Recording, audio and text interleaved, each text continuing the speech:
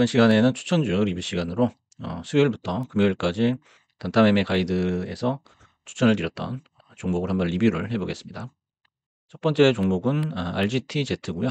리게티 숏 2배짜리죠. 그래서 이날은 이제 프리장부터 전체장 분위기가 굉장히 식어 있었습니다. 그래서 상승하는 종목이 거의 없을 정도로 굉장히 장이 얼어붙어 있었던 그런 분위기였죠. 그래서 전체 숏 중에서 뭐가 가장 큰 변동성이 있을까? 이렇게 생각을 해봤는데요. 역시 이제 양자가 변동성이 컸죠. 그렇다면 이제 양자 중에서 뭐가 제일 많이 빠질까? 봤을 때 최근에 CEO 전략 매도 이슈가 있었던 리게티와 프리장에서 가장 많이 빠지고 있었던 디웨이브가 있었죠. 그래서 둘 중에 하나를 선택을 해봤고요. 그래서 이제 숏이기 때문에 짧고 굵게 그리고 손절선은 확실하게 지키면서 매매를 했어야 됐고요. 그다음에 이제 본주 같은 경우에는 프리장 기준으로 마이너스 10% 정도 빠질 거라고 한번 가정을 해봤고요.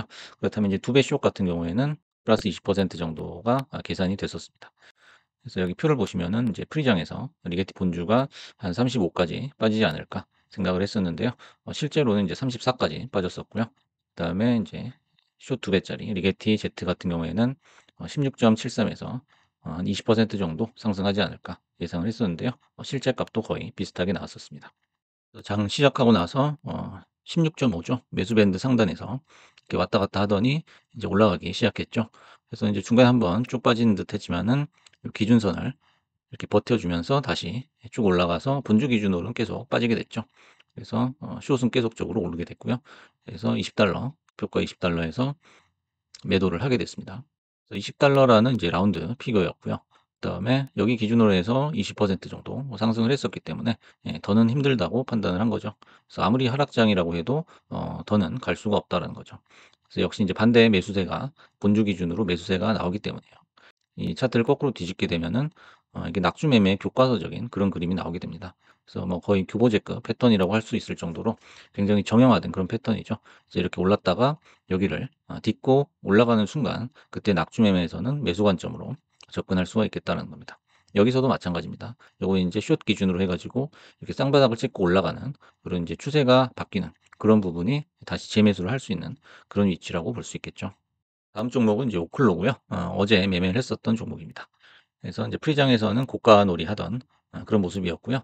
여기서는 이제 찍먹으로 소량만 매수할 그런 계획을 잡아봤습니다. 그래서 매수 밴드는 129에서 130으로 상당히 얇게 잡아봤고요. 최근에 오클론이 이제 안 좋은 뉴스와 함께 급락을 했었던 그런 이력이 있기 때문에 약간 좀 소극적으로 매수를 했고요. 그리고 이제 시간이 지나서 장이 열리고 11시 이후에 시장은 상승을 확신하는 방향으로 거의 확정이 된 상태였어요. 그래서 나스닥 지수도 상당히 크게 올랐었죠. 그렇다면은 이런 종목 같은 경우에는 주름펴기 전략이 맞다라는 거죠. 그래서 이제 알만한 사람은 다 아시겠지만은 이렇게 분봉상에서 일정 선을 기준으로 이렇게 딛고 올라가는 그런 지점이 생기게 됩니다. 여기서 이제 한번 나왔었기 때문에 3분봉 기준으로 120선이죠. 여기를 딛고서 근접하게 되면은 매수 타이밍이 온다라는 거죠. 그래서 이렇게 한두 번 정도 더 추가적으로 수익을 낼 수 있는 기회가 오는 것을 볼 수가 있죠.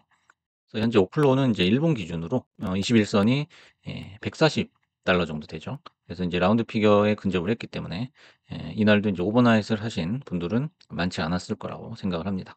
그래서 오클로 역시 이제 월요일 날 프리장에서의 움직임 그리고 어떤 새로운 뉴스에 따라서 향후 이제 방향이 결정이 될 것 같습니다. 네, 다음 종목은 디웨이브 2배짜리였고요. 역시 어제 매매를 했던 종목입니다. 그래서 어제 같은 경우에는 이제 무지성으로 시장이 반등하는 그런 분위기가 프리장에서 형성이 돼 있었습니다. 그래서 어떻게 보면 수요일하고는 정반대의 그런 분위기였죠. 그렇다면 이제 가장 변동성이 큰 섹터는 뭐냐? 역시 양자죠. 그런 양자 중에서 가장 변동성이 큰 종목이 뭐냐? 역시 디웨이브라고 볼 수가 있었죠. 그럼 이제 오늘 장의 방향과 힘은 뭐냐라는 거죠. 그러면은 이제 위로 크게 튄다라는 것이 하나의 방향이었죠. 그럼 이제 이런 날 같은 경우에는 이제 한 달에 한두 번 정도는 초강세 데이라고 할 수 있어요. 그래서 이럴 때는 비중을 크게 실어야 되는데요.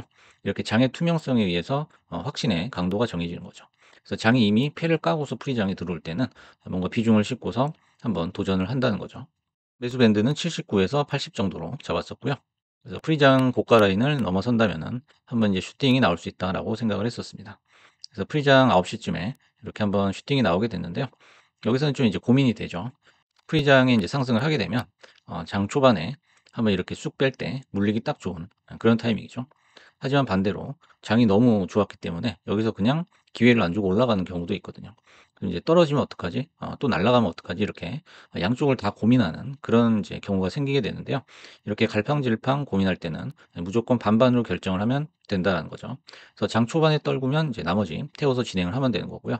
그냥 올라가게 되면 이미 매수한 물량에서 수익을 내면 되는 거죠. 그래서 요런 식으로 이제 빠른 판단이 중요한 거고요. 여기 인제 보시면 77 까지 떨어졌는데 "여기서 사면 되지 않느냐?" 요렇게 인제 질문을 하실 수도 있는데요. 요런 자리를 아쉬워하게 되면 큰일 난다라는 거죠. 그래서 주식이라는 것은, 특히 단타라는 거는 예측을 하고 움직일 수가 없거든요. 그래서 항상 대응을 하면서 A 플랜하고 B 플랜을 만들어 놓고 양쪽 모두 대응할 수 있는 고런 식으로 생각을 잡아 나가야 된다는 거죠. 그래서 목표가 같은 경우에 이제 87로 설정을 했었는데요. 전일 인제 13% 폭등을 했던, 본주가 폭등을 했었죠.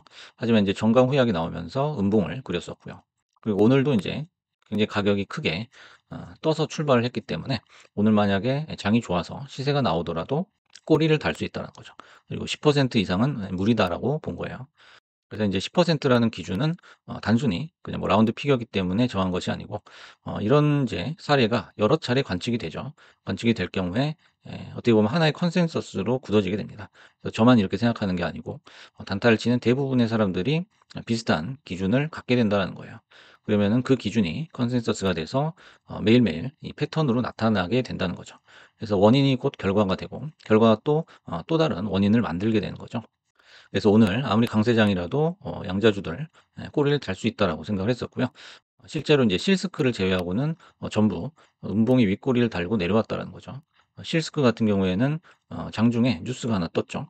그래서 글로벌 셀렉트 마켓 상장 소식 요게 뜨는 바람에 엄청난 폭등을 했지만 나머지 종목들은 음봉으로 마무리가 됐습니다. 정리를 해 보자면요. 미장 단타에 임하는 자세, 이렇게 정리를 해 봤습니다. 그래서 프리장에서의 할증가에 대한 자신만의 정의를 확보를 해야 된다는 거죠. 그래서 9 시에 가격이 튀게 되면 10시 반에 꼬라박고 다시 오를 때 살 거야. 뭐 요런 계획을 세운다든지요. 아니면 프리장의 고가 라인의 돌파 여부를 확인한 후에 산다. 뭐 요렇게 정할 수도 있고요. 그다음에 프리장 고가에 잡아서 장 초반에 팔아서는 안 된다라는 거죠. 그래서 프리장 고가에 잡는다면 장 초반에 떨구더라도 추가 매수를 한다라는 그런 일종의 정의를 만들어 놔야 된다는 거죠. 두 번째 이제 숏은 굵고 짧게라고 썼는데요. 숏은 장 분위기의 대세가 기울어서 합리적 확신이 서는 경우가 아니면은 웬만하면 치지 않는 게 좋다라는 거죠. 그리고 확신이 선다면은 얼마나 드문 기회인지를 파악한 후에 손절을 감수하고 배짱 있게 베팅을 할 필요가 있다라는 거죠. 그다음 세 번째는 주가는 오로지 컨센서스에 의해서 결정이 된다는 거죠. 그래서 숫자 0과 1 하나에도 많은 의미가 내포되어 있다. 라는 건데요. 라운드 피겨라든지 어떤 등락률에 있어서의 어떤 의미 있는 숫자가 있거든요. 그런 거에 내포된 의미를 잘 파악을 해야겠다는 거죠. 그리고 공포와 안심, 환희 등을 느끼는 감정과 심리를 읽어야지만 요 임계치에 대한 자신만의 정의를 내릴 수 있다는 거예요. 이 정의가 자꾸 흔들리게 되면은 결국에는 감정에 따라서 매매를 하는 거죠. 그래서 감정선을 타고 멀리 가버리는 그런 내동 매매로 이어질 수 있다는 거죠. 그래서 한번 이제 물리게 되면은 장중에 짜증이 나게 됩니다. 그럼 짜증이 나면 또 그 짜증을 풀기 위해서 계속 이제 무리수를 두게 되거든요. 그런 과정에서 예기치 못한 사고가 나기 때문에 반드시 조심을 해야 되겠죠. 그래서 결론적으로 항상 내 생각보다는 시장 참여자 대다수의 생각을 바탕으로 사고를 해야 되고요. 또한 쓸데없이 겁을 먹거나 만용을 부려서는 안 된다는 겁니다.